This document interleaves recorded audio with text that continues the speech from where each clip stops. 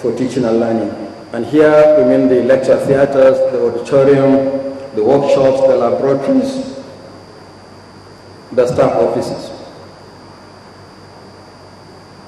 I would like to say four things on the facilities in our universities. They are inadequate, dilapidated, overstretched, and in some cases even improvised. Let's look at the classrooms and let's go to the first graphic. Let's go to the first picture. Next one. Next. Your Excellency, the picture we have flashed there is not of some citizens watching football match. These are students in a typical overcrowded lecture theater at the Michael Okpara University of Agriculture, Umudike. And I should add that we have a common problem in Nigeria, irrespective of geography and irrespective of proprietorship. Whether it's federal or state, north, east, south, west, is the same problem. Now, the reason why they stand to take lectures is that the university has only 4 lecture theaters in the whole university. Now, what did the university do? Because there have been adequate facilities, they resorted to improvisation. Next slide. To improvise, they used the sports pavilion in the university for lectures. And as you can see, even the sports pavilion is inadequate because some students have ended up standing in the pavilion. And because it's in the southeastern part of the country, the majority of students are female, not male. Next slide. If Umudike is in the southeastern part of Nigeria, Maiduguri is in the northeast.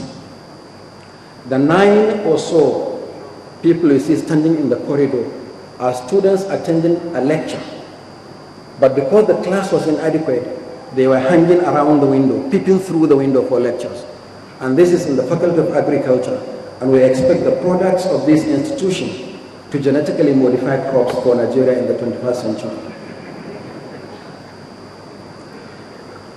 This is the next one is the University of Jos in the North Central. It's the same problem, students sitting on the floor.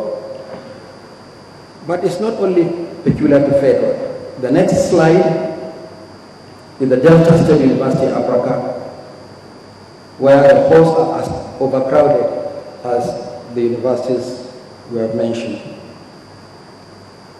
The next one is my state university, Bauchi.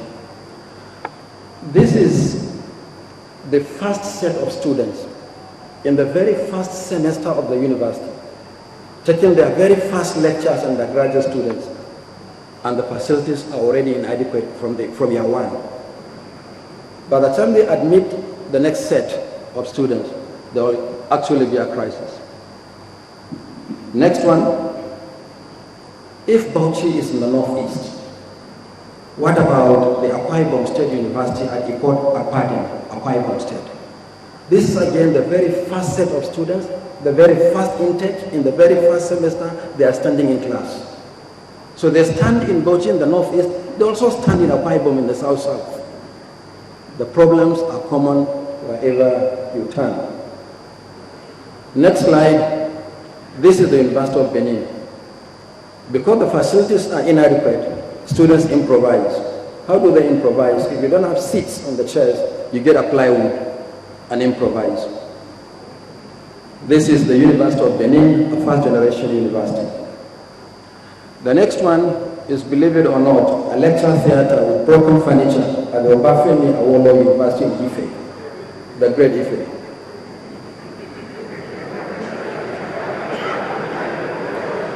Next slide.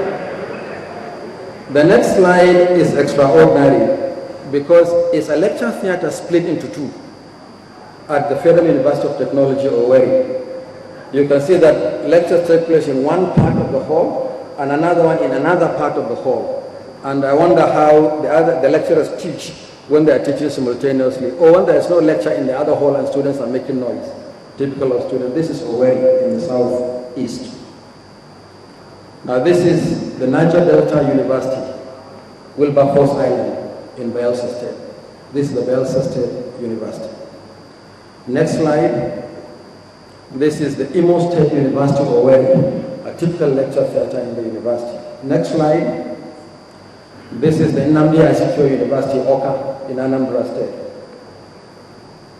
Next slide, look at a typical lecturer's office. It is just like the staff room we have in primary or secondary schools. How do you expect professors to teach and supervise postgraduate students?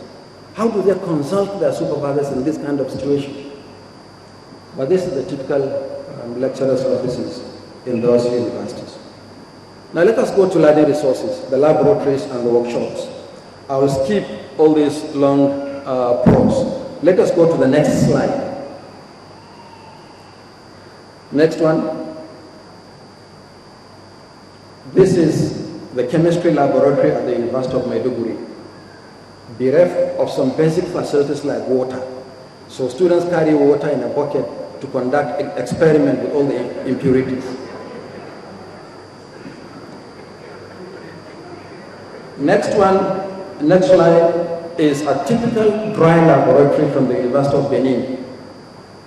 No chemicals, no reagents, and these are students of animal and environmental biology conducting practicals. University of Benin in the 21st century. Next slide. In some universities, they use kerosene stove to improvise for Bunsen burners. And we have graphics from two universities, the chemistry laboratory at the University of Uyo and the biochemistry laboratory at the University of Jos. Next slide. This is the